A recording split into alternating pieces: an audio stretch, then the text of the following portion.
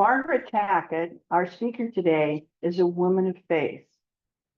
She married and gave spiritual education to her daughters at Unity Village in Lee's Summit, Missouri. She deepened her own understanding of the teachings of unity at the same time. She continues her faith in the one presence and the one power professed by unity. Margaret is also a scientist. She performed biology research in Kansas City, Missouri as a career. Today, she supports the Environmental Protection Agency, the EPA, doing research on estuary issues here in Newport. Margaret Tackett will now share her seemingly opposed belief in science and in God and show us that they comfortably coexist. In fact, she says that her belief in science and her belief in a higher power actually reinforce each other. Please join me in welcoming Margaret Tackett.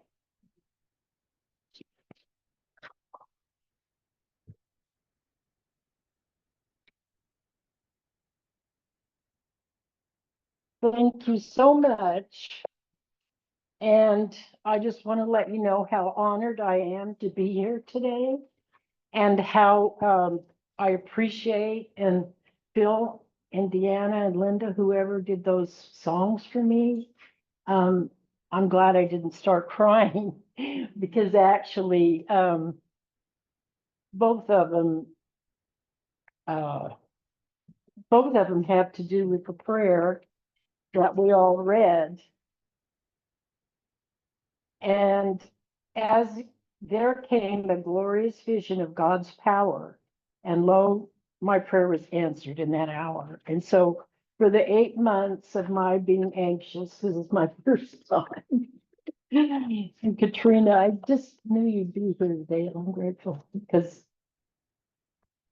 she's one of my mentors, just like you all are. And as far as me being a scientist, and if that's scary to anybody, that's what I want to share with you, that they are the same and that they are so related. And when I said a few minutes ago that we were going to have a lot of fun, do you remember in Morning Has Broken? The last verse had recreation of the new day, God's recreation of the new day. And so that's what I want to celebrate today.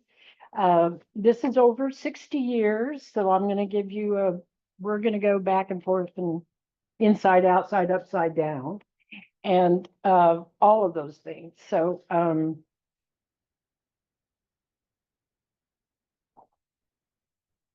the first thing I want to mention that I want you all to feel comfortable about science and embrace it, because so many people are afraid and they think it's so out there. And I have another story that I'll share later that proves it isn't, but I'm trying to bring them all together. But we're all students. So if you think of science, oh, well, that's studying and students. I have more about that later too. But for me to speak about spirituality right now, it would be like preaching to the choir, they say, right? Here we are in our spiritual house. And surely the blessing of the Lord is in this place. And if Catherine can remember, I knew her from Unity Temple in the plaza. And she didn't know me, I knew of her.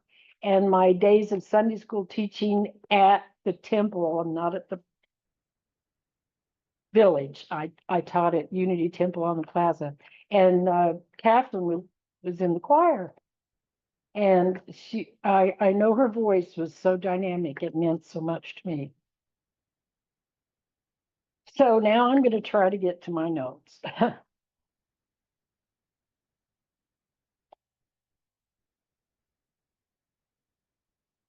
It's interesting that Deanna mentioned that I got married at Unity Village out in Myrtle Fillmore Garden, where this poem of James Dillip Freeman was. I know he came into Unity when the Fillmores were still living. And so it is a very special prayer to me. And she did mention that I was married there, but I didn't get divorced there. So I have a kind of a dry sense of humor, and I've inherited the wit from my mother. So try to find the recreation in my speech today. So I'm just going to begin, and remember, it's a message. I have all these notes here because I re-edited this morning, and one's up here, and two's down here, and three's in the middle. So forgive me, I'll get comfortable and it'll start flowing.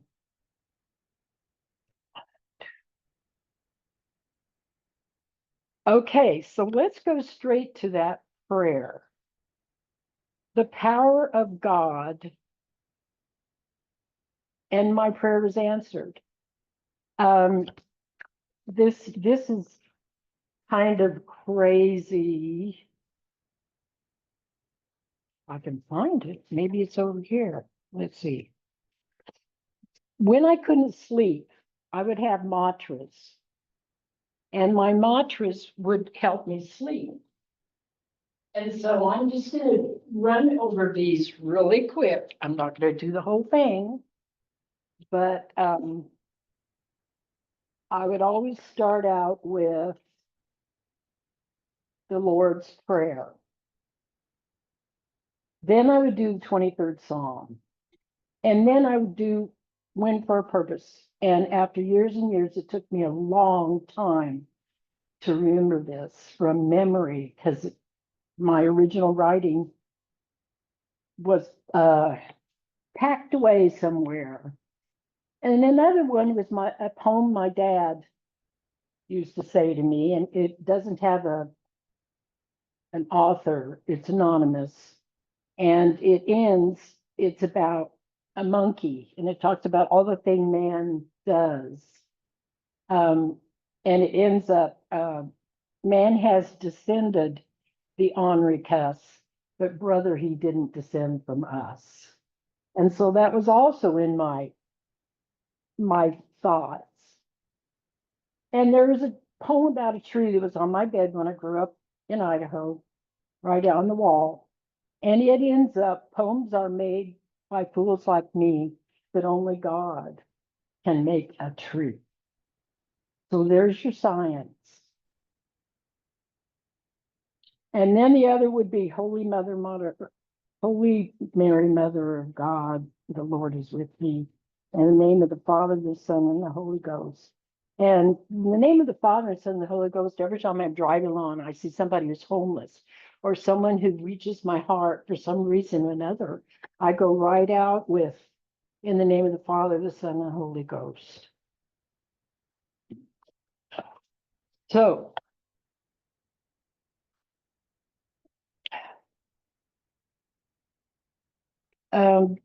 Joseph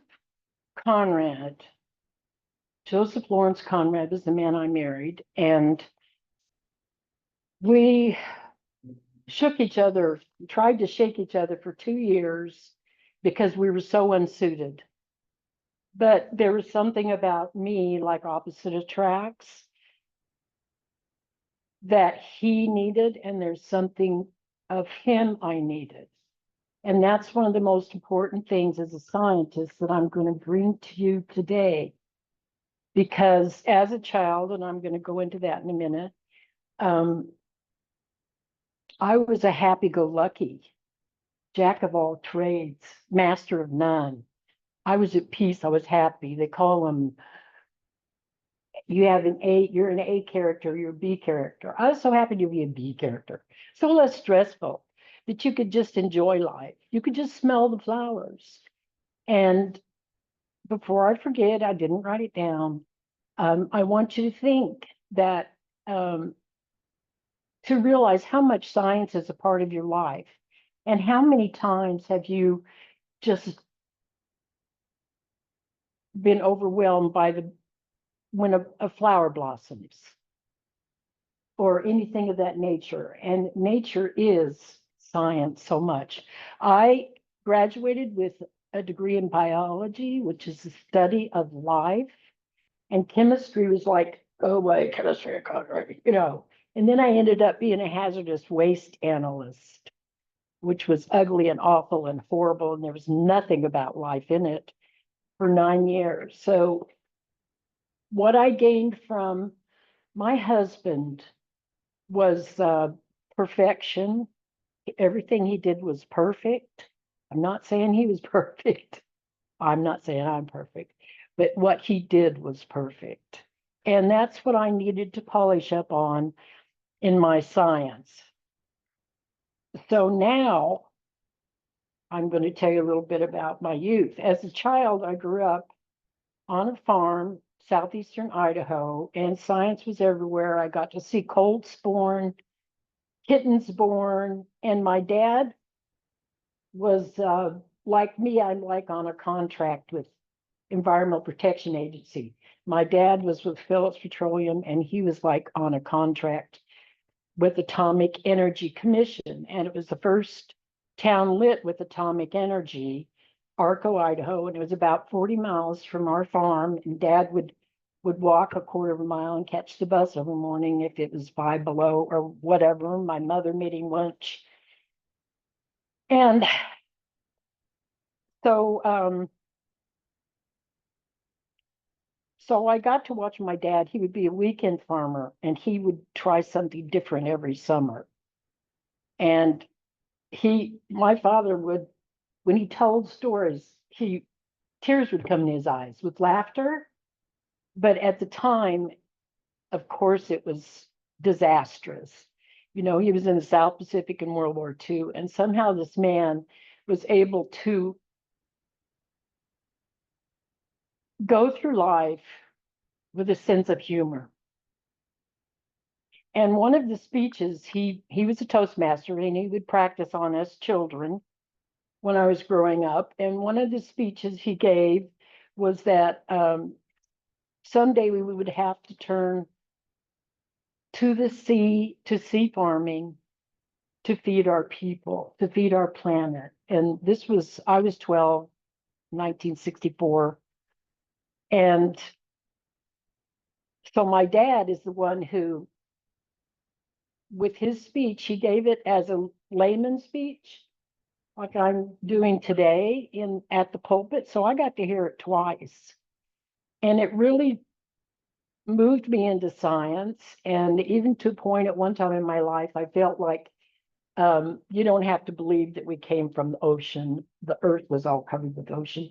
But at one time in my life, I thought that if we came from the ocean, then surely any disease or anything that we have here on this planet can be cured with something in the ocean. And they're proving that.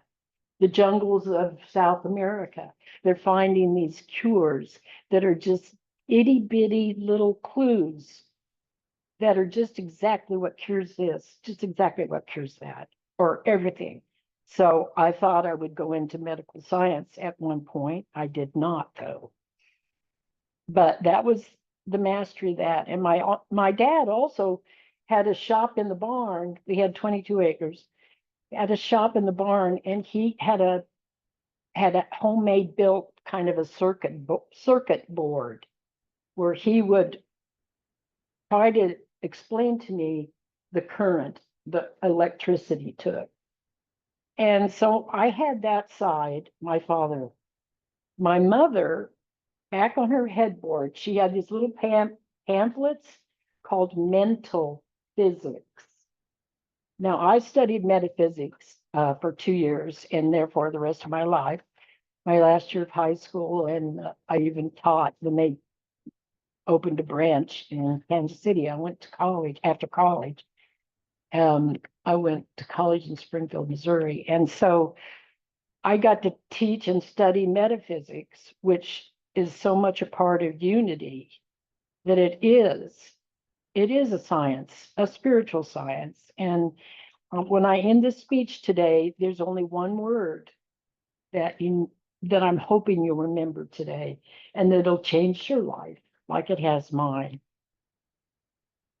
So so my mother, on the other hand, she had mental physics, and she used to take me to a lecture not too far from Dad's, the atomic energy site. And she would take me to hear these lectures of this man who could receive from the flying saucer people. And so she would take me out there for this lecture one time in the day, and she had a postcard of a flying saucer on its side in the desert, and there were two Native Americans in the clouds. And this man also studied, they called the Lost White Tribes. And of course, I didn't understand that. I may not still, but it all works in together. And I saw that cloud. I wasn't old enough to drive yet, but when we left that day's speech that he spoke about him, I saw one of those very Native Americans in the cloud. One was a sleeping Indian, and the other was looking over. You could see the nose, you could see the feathers. And I saw that in the cloud. So it's like, how else would I turn out with that kind of influence? So this presentation is a culmination of over 60 years of passion for spirituality and for the physical science. So therefore, after I heard my dad's speech, I didn't read Nancy Drew. I was reading Silent Spring by Rachel Carson, which she talks about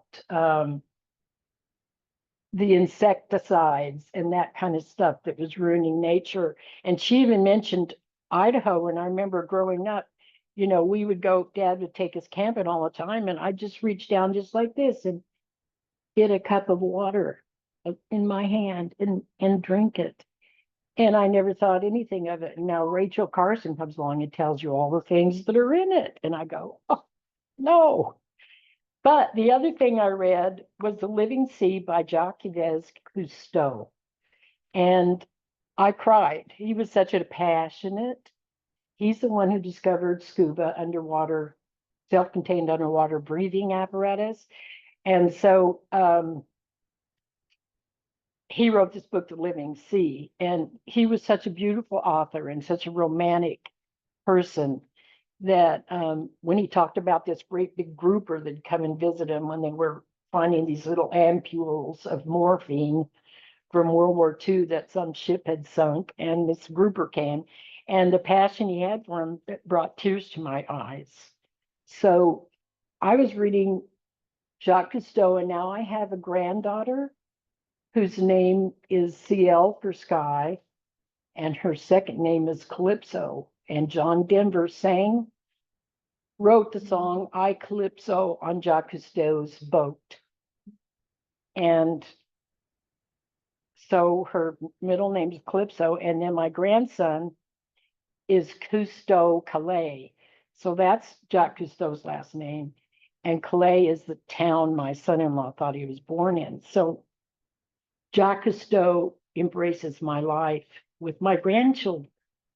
And I find interesting books that would enhance their life. But yes, I should have been reading Nancy Drew like all the other kids. But my brother, my mom and dad got him Hardy Boy books. So I read the Hardy Boys. I think every one of them. And they were so funny. And even funner because I was a girl reading about the guys. So Unity Village, the Rose Garden, they have a beautiful rose garden out there, and it's always been a holy place to me. And I'm so grateful that surely the presence of the Lord is in this place, because every time I would hear that, probably tears would come to my eyes. And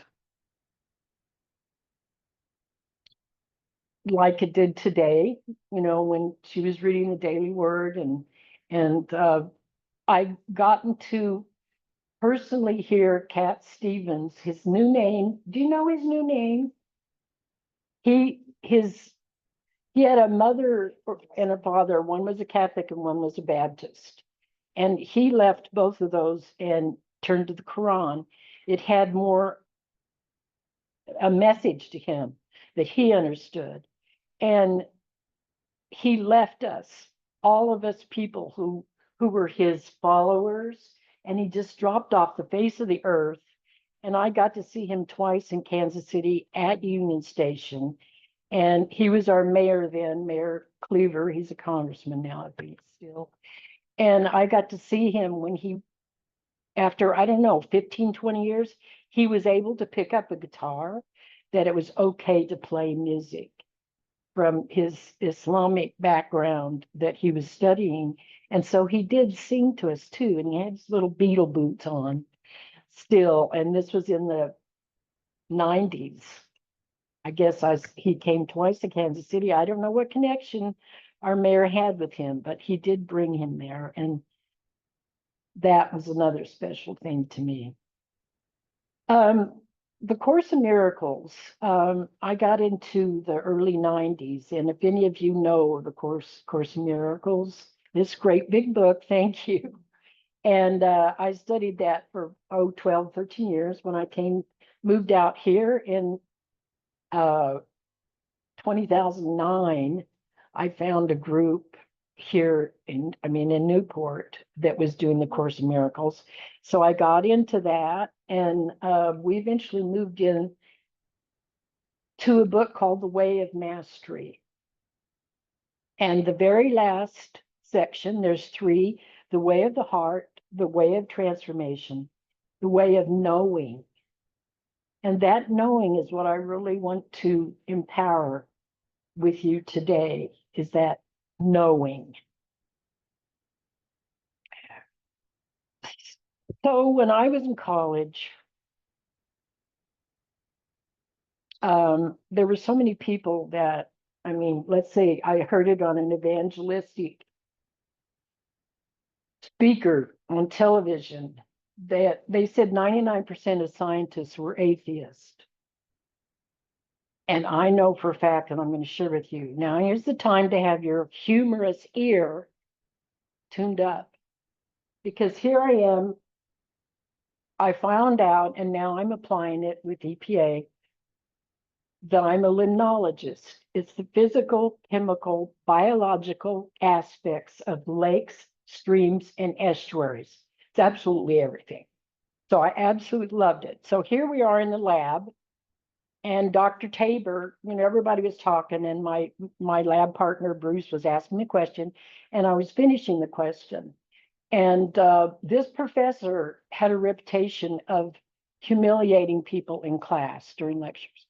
Oh, David, are those chips? They're making enough noise, blah, blah, blah. And so I was the class clown. I like being the class clown. I want people to, if I make a fool out of myself, the rest of everybody's going to relax and have a good time. And right or wrong, that's who I was. So I was waiting for my professor to get me, because it was midterm and he'd not said a word to me. So here I am speaking in a laboratory and everybody's making all this noise. And all of a sudden I hear, Jesus Christ, Margaret, if anybody needs to listen, you do. And everybody just, and my jaw dropped to the floor. It's like, what? I'm the only person he apologized to. He probably saw it on my face that what he said to me was so important. And what he was actually saying is, Jesus Christ, help me make her smarter. I had terrible grades. I had to take my science classes twice sometimes to get a GPA to graduate in science. I got a BS in science. My dad halfway through, do you want to switch? No. I had a F in anthropology with a female professor, and I went to her and I said, why am I getting the F? I love anthropology. I thought I was going to be an anthropologist before a scientist. And she said, well, outline a chapter and bring it into me. So I did. And she said, oh my goodness, you are totally missing the main point. You're so focused on little things. and details. And I didn't realize that. And I took a test years ago in the state of Missouri to be an environmental specialist too. And one of the questions on there, you had to get an 80 to pass, and there were only maybe 20 or something. I don't remember. One of them, what is the name? How do they measure oxygen as it passes through a stream? And right there in my head, big old huge textbook, was a footnote I remembered.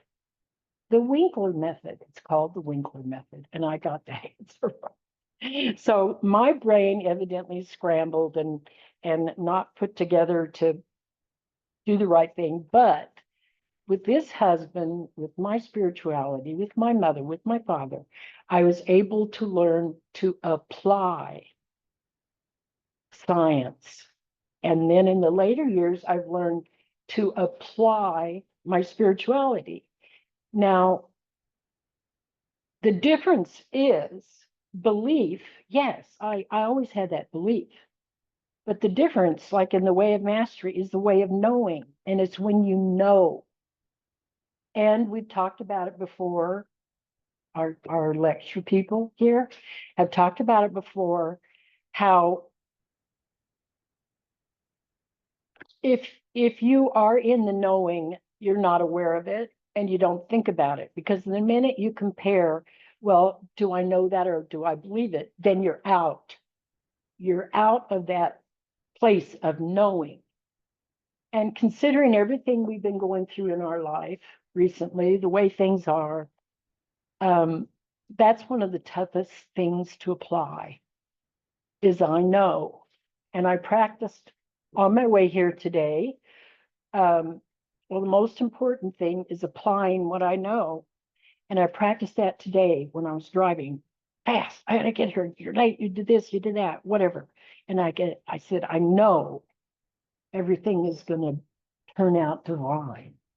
And it doesn't matter how many times I edit or change this.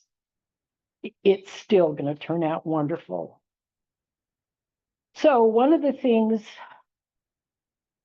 back to James Dillard Freeman, it wasn't until I was working on this speech one night when I couldn't sleep for 8 months, Deanna. She has gotten me, I forget about all those other things. It finally made me nervous. I said, well, anytime you start with the Lord's Prayer, you're in trouble.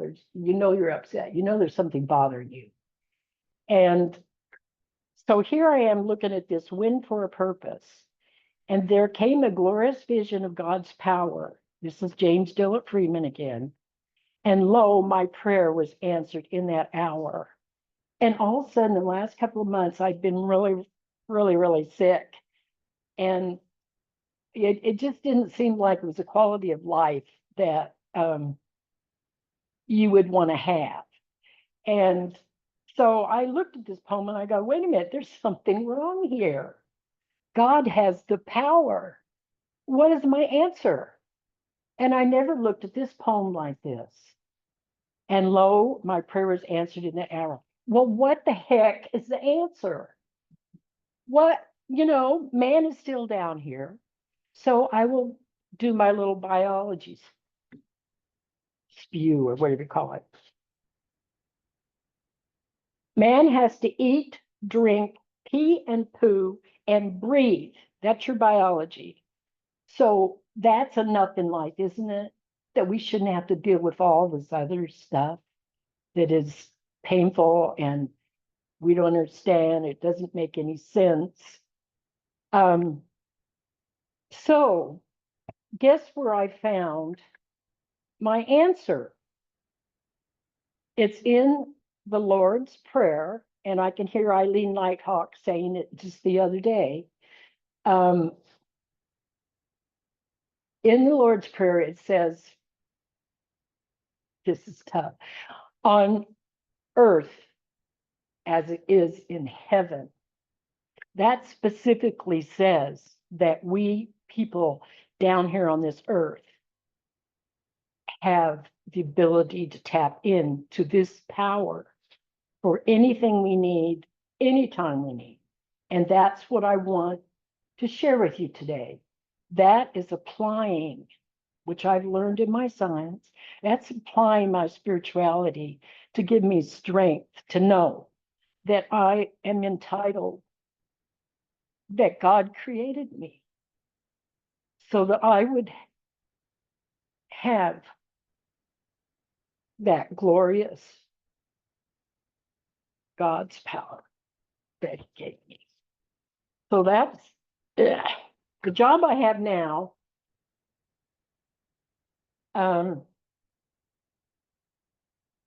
I did already do that since my middle age.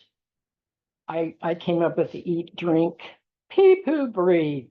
You know, it helped me laugh. It was humor, and it was like that's enough. We shouldn't have to deal with all the stuff going on in the world and everywhere, right here in River City.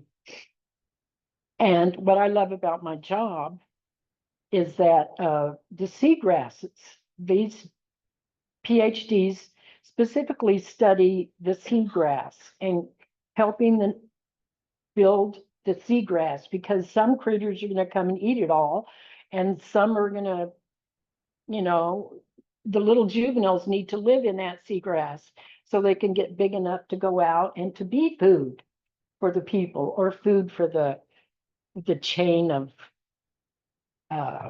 feeders in the ocean. So that's how important it was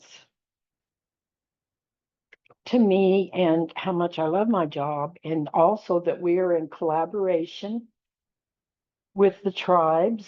So here they are again, Native America, that EPA has done so much to clean up these reservations where man used to dump their hazardous waste. And there comes in my understanding of hazardous waste, that it didn't make any sense to you either. Yeah, back to my medical side, that I felt like anything we had would be a cure. In the ocean, South America would be a cure for anything. And then it was except for man's chemical intervention, you know the word I'm trying to say, where he interfered with nature and the flow of nature, and made these chemicals that upset everything. So yes, I loved it. And just next door to Blackfoot, Idaho is Fort Hall Indian Reservation, and I went to school with them, and I can look through my computer now and see how they're cleaning up. I don't know what it is, potash or something that was a byproduct of mining that they're cleaning up, because this was getting into their water, the children, the Native Americans' water. And so I'm so passionate that I have this job. And to end with today, I was working, I ended up putting 280 hours, and it took me 5 months. And I had to go through these publications and like Google search. It took me 5 months, 280 hours to just start the process of getting 1,000 publications into the internet so anybody could look this up and find it. And one of the things I had to put in the spreadsheet was I had to find who published it, what the paper was. So whenever I couldn't find something, I have to look through, and I also had to credit the PhDs where they went to school.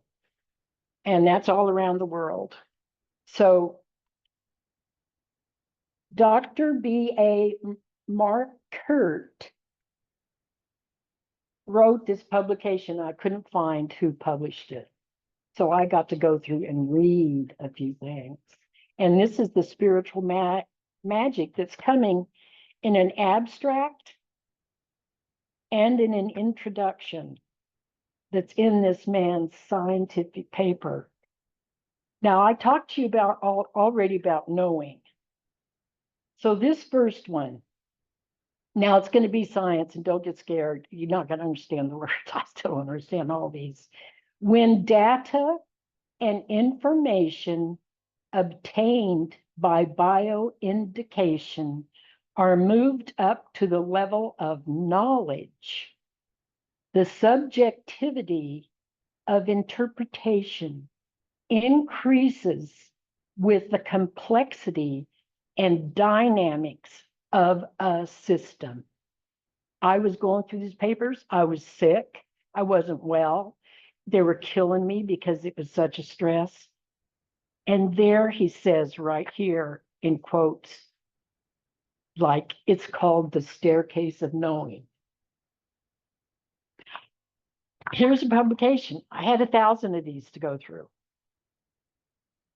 And then in closing, that was in the abstract. This is in the introduction.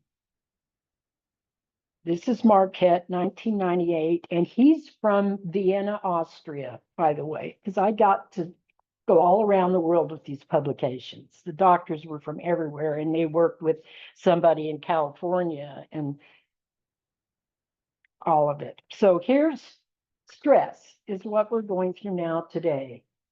This is what competes with your 5 biological things that maybe interferes with spirituality being so normal and ever present and so a part of us. So this is his sentence on stress. Stress is the locomotive of evolution. But within evolute ethics, the range of variation of the stressors is generally fairly constant. There's something constant in there, and allows the species to adjust to changing environmental conditions. Now, if that isn't spiritual in a seagrass paper, then we're all missing something. So all I can say is, Jesus Christ, thank you for helping me be more intelligent. So that's what I'm sharing with you today. Just remember to apply what you already know, and all the answers are already out there. So just do yourself a favor. What's Thank the you. one word? Pardon me? You're gonna leave us with one word. Apply. Apply. Know. You know it. There's nothing past, nothing present. I mean, nothing in the future, nothing in the past.